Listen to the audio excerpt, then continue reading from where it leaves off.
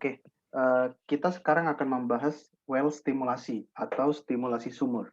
Ada dua topik besar akan dibahas, acidizing atau pengasaman dan hydraulic fracturing. Oke, pertama mengapa kita perlu stimulasi? Kita ingat kembali nodal analisis, IPR, dan VLP.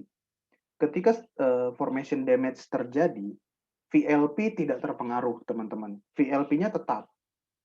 Yang berpengaruh adalah IPR. Kenapa? Karena di dalam IPR ada skin.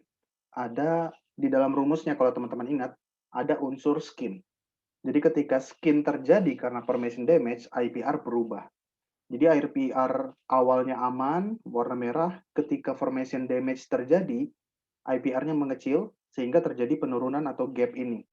Dan kita harus mengangkat kembali si IPR yang hijau menjadi yang merah, itu dengan stimulasi. Ada banyak tipe stimulasi, tapi yang paling terkenal adalah matrix azidizing. Kita mengasamkan formasi. Kemudian ada fracturing, acid fracturing atau hydraulic fracturing. Ini kita rekah formasinya. Kita buka jalan, kita rekahkan supaya terjadi channel yang banyak. Atau kalau kita cuma pengen ngebersihin sumur, gitu ya, lubang sumur saja, kita acid cleaning. Kita cuma bersihkan di dalam sumurnya aja. Nggak perlu menginjeksi ke dalam batuan atau ke dalam formasi. Nah, tentu saja radius yang mereka pengaruhi juga beda-beda, gitu ya. Stimulasi juga bisa terjadi di level sumuran saja gitu ya. Misalnya kita ingin membersihkan scale, kita ingin membersihkan korosi, gitu ya. Kita ingin mencegah terjadi scale, mencegah terjadi korosi, itu kita bisa melakukan pemberian inhibitor. Tentu saja radiusnya cuma kecil gitu ya, yang dia pengaruhi 0 sampai 1 feet gitu ya. Ketika kita melakukan acidizing dengan matrix acidizing, dia bisa sampai 10 feet gitu ya. Kita ngomong tentang 1 feet sampai 10 feet ke dalam formasi. Kita bisa injeksikan material fluida kita, acid kita ke dalam 10 feet ke dalam formasi atau ke dalam reservoir. Kalau kita berbicara tentang acid fracturing atau hydraulic fracturing, kita berbicara tentang ratusan feet. Oke, ratusan feet atau ratusan meter ke dalam reservoir. Kita rekah, cukup panjang tangannya gitu ya. Tapi teman-teman sudah pernah dengar enhanced oil recovery, itu nggak langsung kita sebut stimulasi ya. Tapi nggak apa-apa kita sebut di sini. Kalau kita berbicara tentang enhanced oil recovery, itu berbicara tentang yang lebih jauh lagi. 1000 feet gitu ya, ribuan meter mengalir ke dalam reservoir. Nah, kembali lagi ketiga stimulasi yang paling penting, wellbore clean up, matrix acidizing atau matrix treatment, dan hydraulic fracturing. Kalau wellbore clean up, kita cuma membersihkan tubular atau membersihkan perforasi saja. Misalnya kita mau membersihkan mechanical debris, kita bersihkan secara mechanical gitu ya. Kita buang si debris-debris yang memplugging si sumur.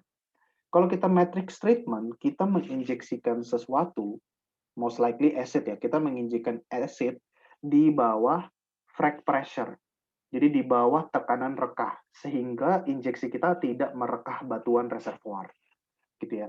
Kita bisa menginjeksikan acid, solvent, atau cailan gitu ya, untuk tergantung problem kita apa. Kalau problem kita plugging, kita bisa pakai acid gitu ya, kita memakan dalam tanda petik si komponen-komponen pluggingnya. Kalau masalah kita adalah parafin atau emulsi yang ada komponen hidrokarbonnya, kita perlu injeksi solvent. Ini sama seperti kita mencuci piring, kita injeksi atau kita pakai surfaktan ya, kita pakai sabun untuk membersihkan si lemak-lemak minyaknya yang tertinggal di mana di piring. Sama, kita injeksi solvent juga seperti itu untuk masalah emulsi atau parafin seperti itu. Oke, kalau hydraulic fracturing kita injeksi di atas tekanan rekah sehingga rekahan terjadi, rekahan yang cukup panjang tangannya gitu ya, dan itu menjadi jalan bagi fluida mengalir. Oke, hydraulic fracturing itu bisa dilakukan dengan acid fracturing atau dengan propan fracturing. Ini akan kita bahas di nanti bagian berikutnya. Oke, aplikasinya untuk matrix azidizing kita nggak perlu merekah, jadi itu cukup untuk reservoir dengan permeability 10 sampai 100 sampai ribuan itu matrix acidizing itu cukup. Tapi untuk reservoir dengan permeability kecil, ingat lagi ya teman-teman istilah permeability. Permeability adalah kemampuan batuan reservoir untuk mengalirkan fluida. Kalau terlalu ketat, matrix acidizing nggak bisa masuk. Oke, kita butuh rekahan. Dan itu membutuhkan teknologi hydraulic fracturing. Ada multi-stage, ini yang paling canggih gitu ya, yang bisa mampu merekah shale. Ini yang terjadi di Amerika gitu ya, shale gas boom. Kemudian ada massive frac, artinya panjang fracturingnya gitu ya, atau high conductivity fracture gitu ya. Ini most likely tiga ini berbicara tentang hydraulic fracturing. Nah, kembali lagi ada banyak sekali treatment-treatment yang bisa kita lakukan tergantung problemnya apa gitu ya. Kalau problemnya emulsi, kita bisa pakai solvent. Kalau problemnya scale, kita bisa pakai acidizing gitu ya teman-teman ya. Ada banyak treatment kita.